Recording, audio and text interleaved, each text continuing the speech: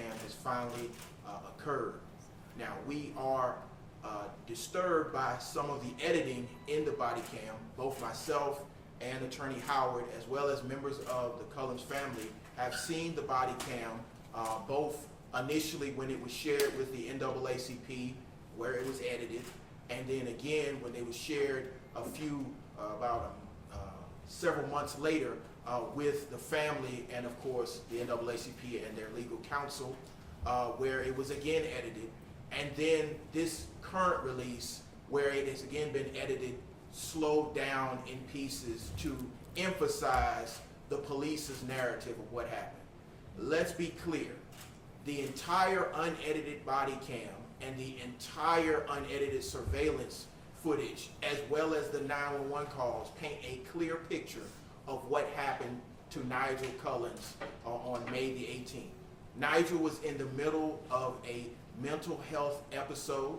His family had already secured bed space. They had already gone to his apartment to check on him.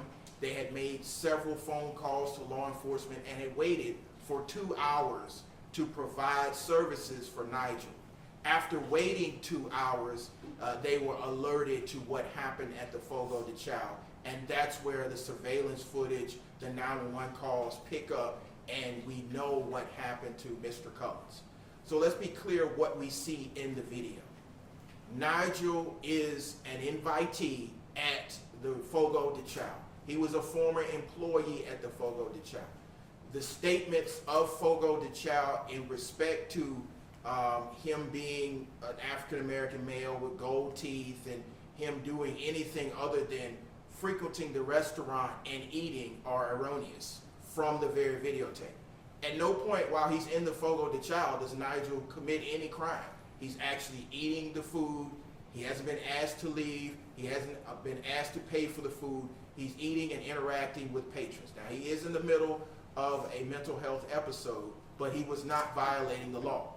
It also should be noted that about a month earlier, the governor had signed constitutional carry, which means that any Georgia citizen who's a lawful carrier can both carry a weapon and conceal the weapon. So at no point was he violating any laws when law enforcement was contacted. In fact, in the 911 call, you hear the 911 operator ask whether or not he was violating any statutes or laws at that point, and of course there were none.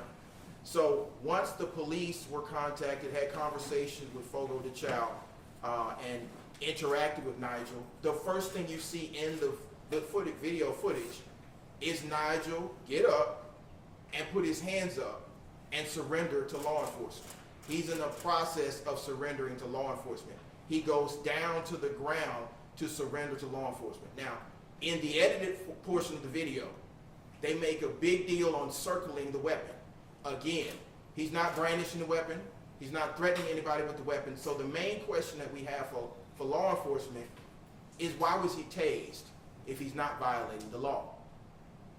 He's tased.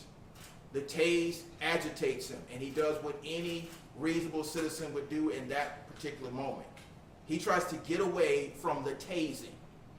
He runs away from the tasing. Again, at that point, the gun is still in the waistband. He's running away. They attempt to circle what appears to be an object. We can't really make out what that object is. Police are arguing that is in fact a gun. But even at that point, the gun is pointed, if that is a gun, pointed down, and he's running away from law enforcement. Again, after he's contacted and he's tased, he's still not committing a crime, because there's no lawful reason for them to detain him, because he's not committing a crime at that point. He's running away. He goes around the back of the restaurant, comes back to the front of the restaurant, where the Fogo de Chão security guard tackles him. You clearly see him being tackled. You don't see what happens to the gun. You don't even see the gun.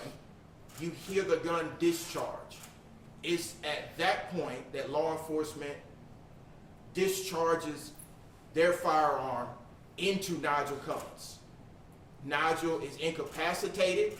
He goes to the ground. There is a pause, and then law enforcement discharges their weapon again into Nygil Cullins.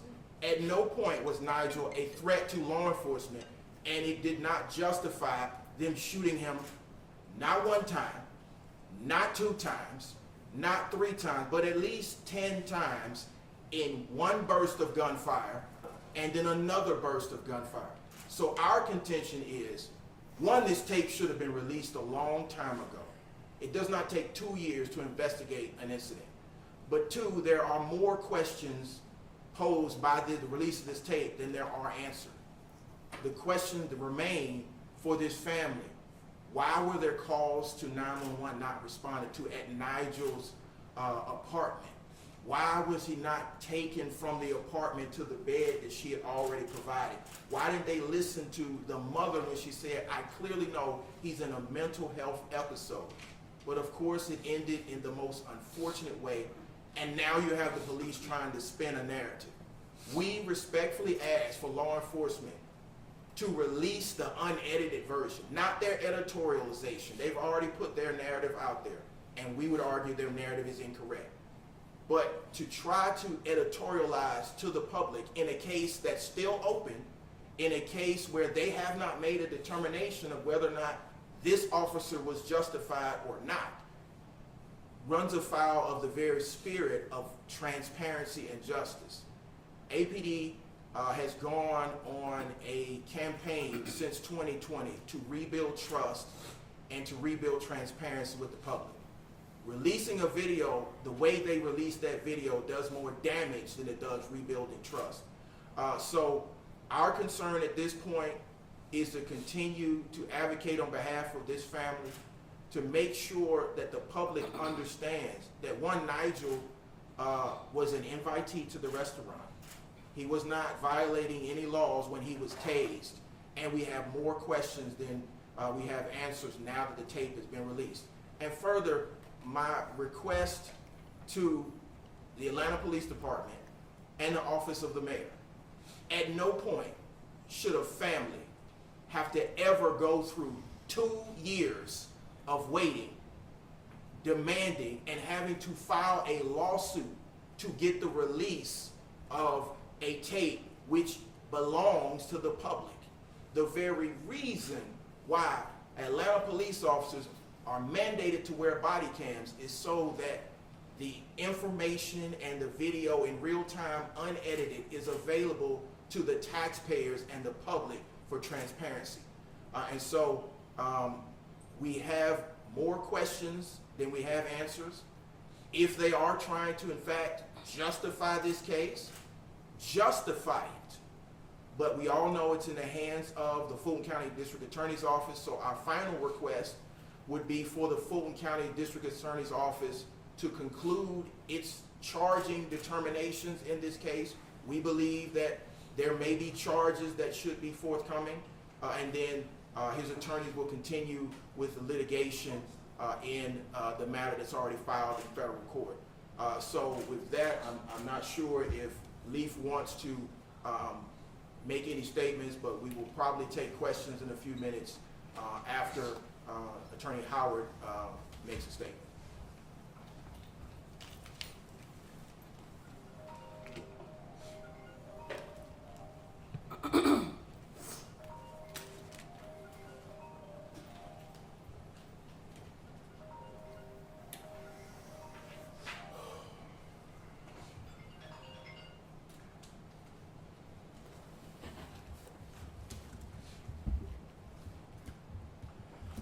Yesterday, the city of Atlanta released restaurant surveillance video, edited law enforcement body camera videos, and some of the 911 calls related to the shooting and death of Nygil Cullins.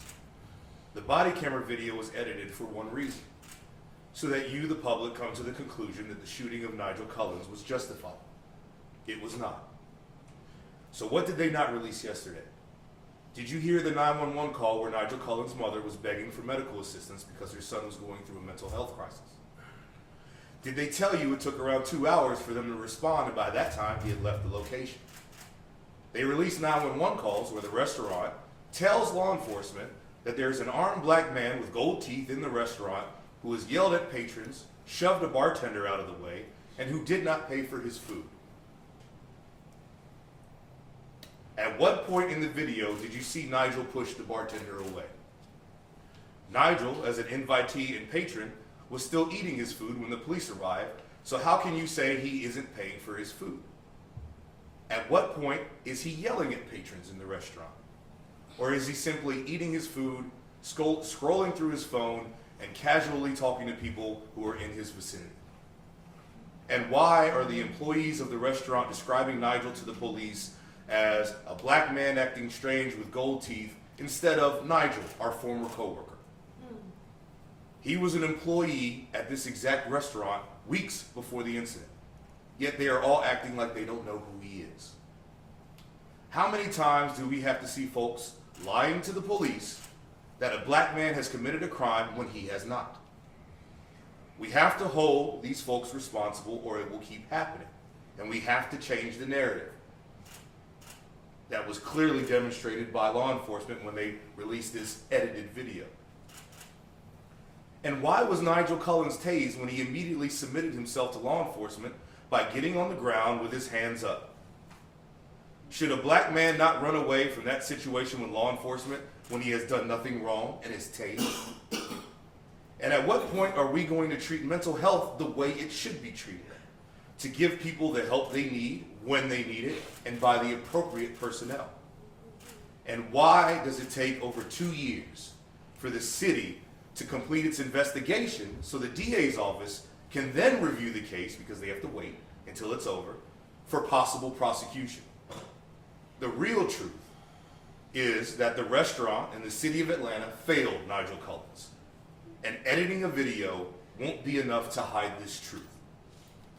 The Cullins family appreciates everyone who has offered support during this difficult time, and they look forward to their day in court.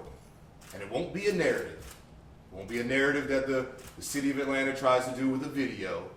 It'll be evidence, it'll be facts, and it'll be the truth. Thank you. So the ultimate question is, how many more people are going to have to die with false narratives? We started with Katherine Johnson, went to Kane Rogers and Jamarian Robinson and Jimmy Atchison and so many others, Oscar Kane, and we are here. We can't forget what happened to Rayshard Brooks. How many more of these narratives? The key for Atlanta is to be transparent. Don't edit videos. Don't attempt to paint a narrative that is not the full picture. And so on behalf of the NAACP, we will continue to advocate on behalf of Dr. Cullins and Nygil's family and so many others. But Atlanta has a lot of questions to answer. You know, there's been a lot of talk about building a training facility. You can't train your way out of this. You have to hold people accountable. And it starts with this case. You know, the mandating of body cams was supposed to be a step towards transparency. But now that we're editing footage instead of releasing the footage in a timely fashion, like, I don't know, 30 days after the incident, which is long enough to investigate, to lock in witnesses, to make sure testimony doesn't change, that's not transparent. But definitely waiting 2 years, having a family have to beg, plead, march, communicate with elected officials, and finally file a lawsuit before the light of transparency shines. And then the release of edited tape is more of a slap in the face. So the ball is in the city of Atlanta's court. It's time to be transparent. It's time to hold folks accountable. It's time to change policy. It's time to make this family whole. And it's time to be clear with the public about what really happened to Nygil Cullins at the Fogo de Chão restaurant. With that, we'd be open to any questions. I have a question for the family.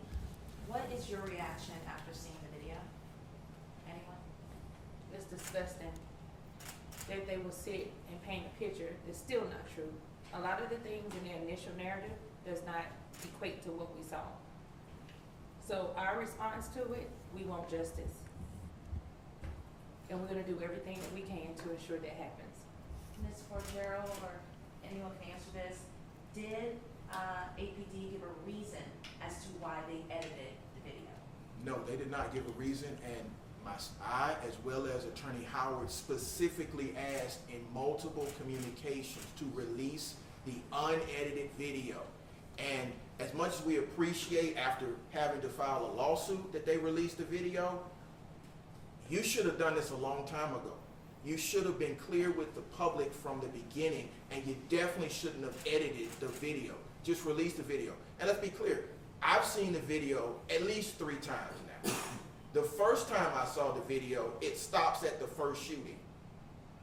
Why would you edit after the first shooting? But then we saw it the second time, and we saw it in real time, not slowed down, instant replay, but real time, where you can clearly see that he shot. The officer stands over him and then pauses and then fires some more. So what we saw yesterday was an attempt at being Steven Spielberg and redirecting what happened, and that's not appropriate for the city of Atlanta. Have you guys talked to Fogo County DA Fannie Willis about this case already, or were you waiting for APD to conclude their investigation and then approach the DA? Well, go ahead. We still don't know if APD has completed their investigation. That's for them. But yes, we have spoken with the Office of the District Attorney's Office, and they are still investigating, and we're hopeful that they will give us a conclusion soon. Mr. Cullins, your reaction to seeing the video?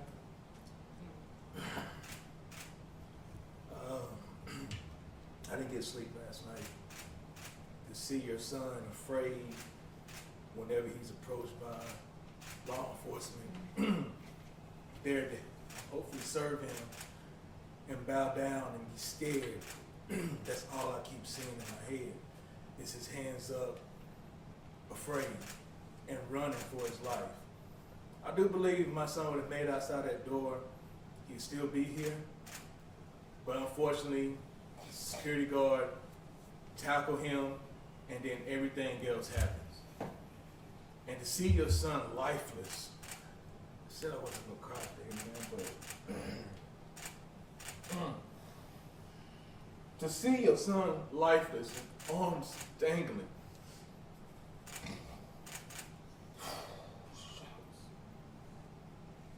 That's not how you want to remember your son.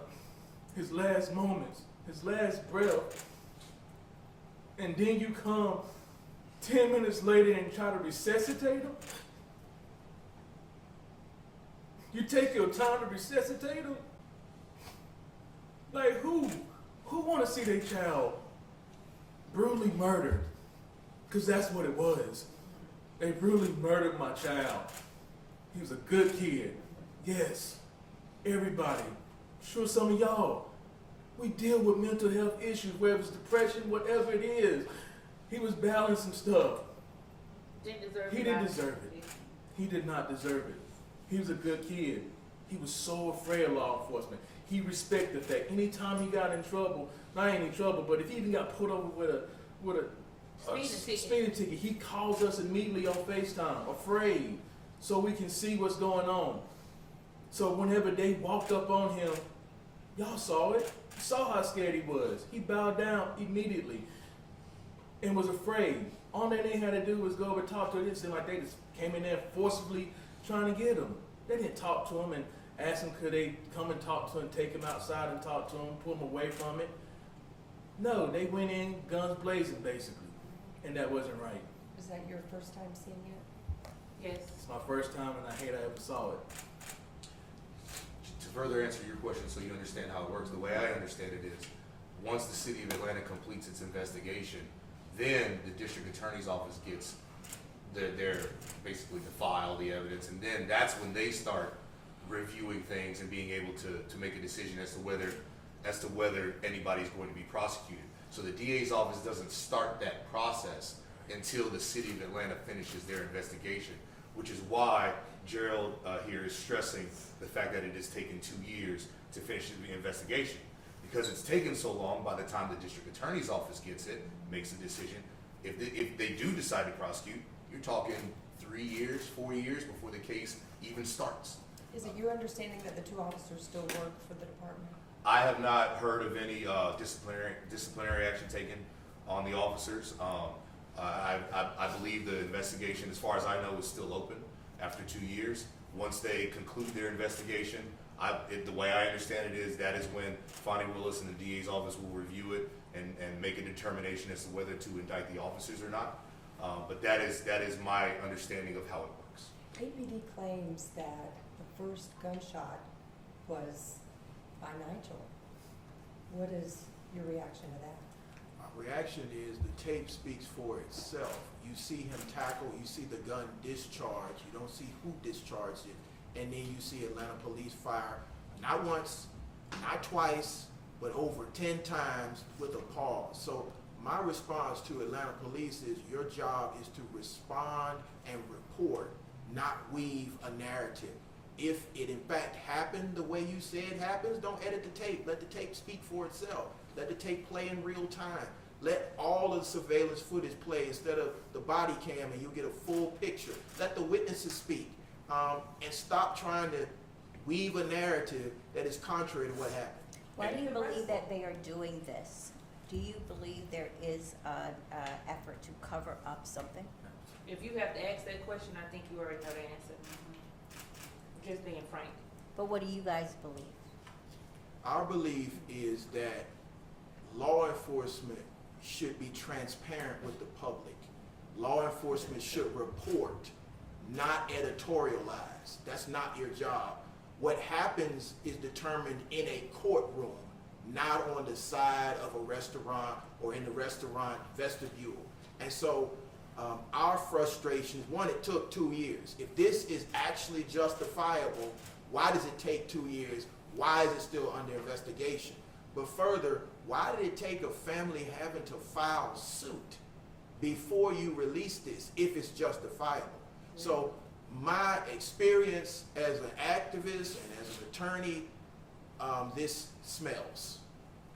So And anyone- actually, I wanted to.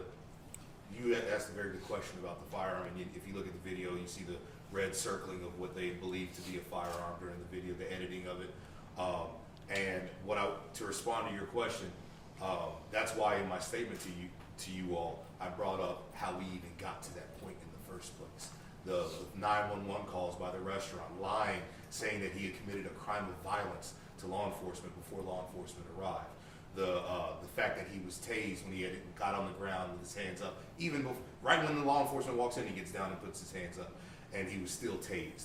So to answer your question, what I would like for you and the public to look at is how, and the 2 hours it took for them to get there to address the mental health situation. All these things happening, how did we get to the point where Nigel is being tackled by security? How did we get to the point where he's being tased when he didn't do anything wrong, and now he's scared and he believes he's running for his life? Like, how did we get there? And I know with the circling of the firearm that is an intentional act to say this man is walking with a gun, he's a danger, he's running with a gun in a restaurant. We have to eliminate the threat. I understand that's why the gun is being circled.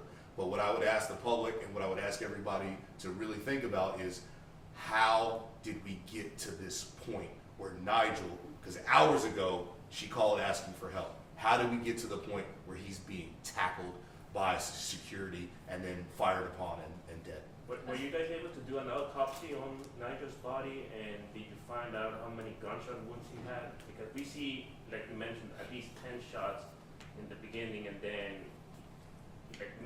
seconds after we see another round of shots. I believe it's still under investigation by the GBI. So once the GBI comes back with their report, everybody will find out how many shots were fired. The lawsuit you filed was strictly to get the body camera video released, correct? No.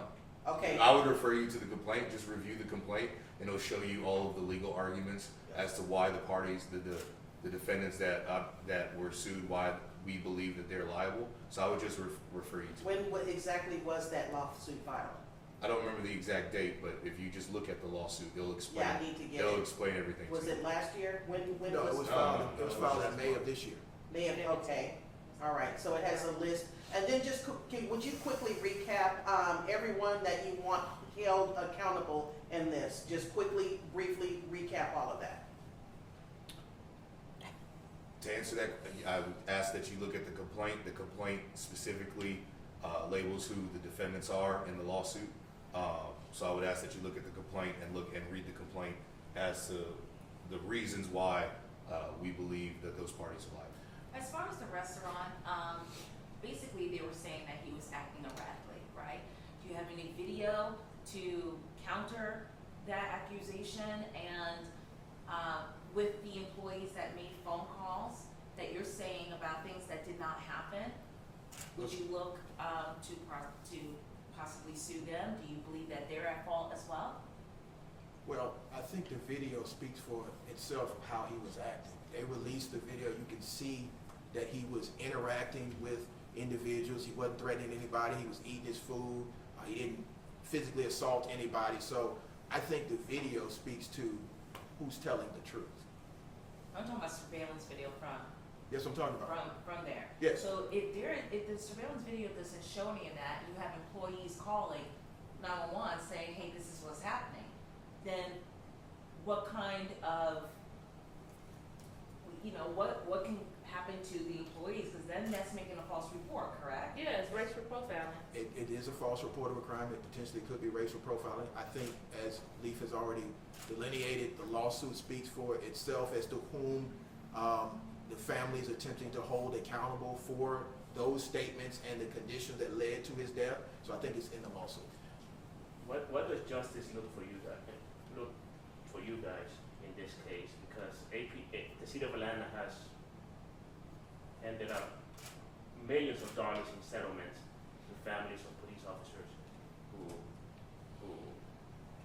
I think justice looks like, one, accountability for all that led to this, but I also think it's preventing a family from ever having to go through this. I mean, to sit for 2 years and to have to sit under a narrative that is not true, and then have to fight while you're still dealing with the trauma that's been inflicted, and now more trauma being inflicted by individuals who are supposed to be public servants. Not just the police department, but at this point, it is elected officials who are allowing a narrative to continue. So I think justice is, one, Atlanta adopting a policy to release body cam footage, period. I know that the district attorney's office has done that, but that was after a certain other case. This case predated that case. And so adopting a policy where we'll be transparent with the public. Stop issuing statements when you don't know the full scope of the investigation. So that's number 2. And then number 3, clearing Nygel's name. It's clear through all of these statements they're trying to blame Nygil. But again, Nygel's sitting there, he's eating, he's not threatening anybody. Police come in, he puts his hands up and gives himself up. Explain to us why you tased him. Explain to us why justice required you to tase him, which led to all of the situations that came after that. So I think justice is clear. You gotta be transparent and accountable.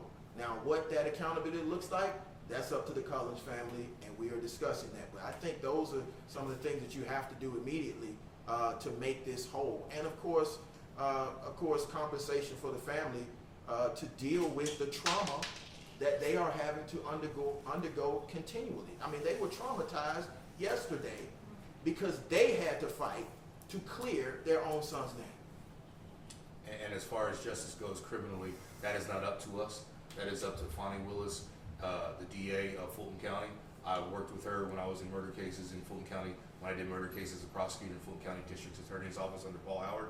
And I know that she's a very experienced, thorough, and intelligent prosecutor. She will look at this, she will review this, and whatever determination she makes, I know that she will review it the right way and make the appropriate decision. I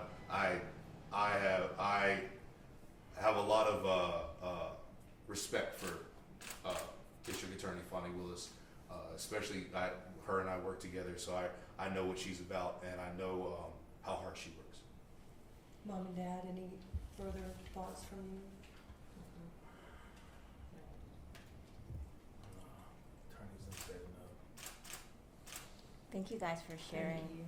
We just thank you for coming and allowing them to speak the truth. And we hope that the city of Atlanta will get on the path towards transparency and accountability. The ball's in their court now. Thank you so much. Just spell your name out on time for us. MYA.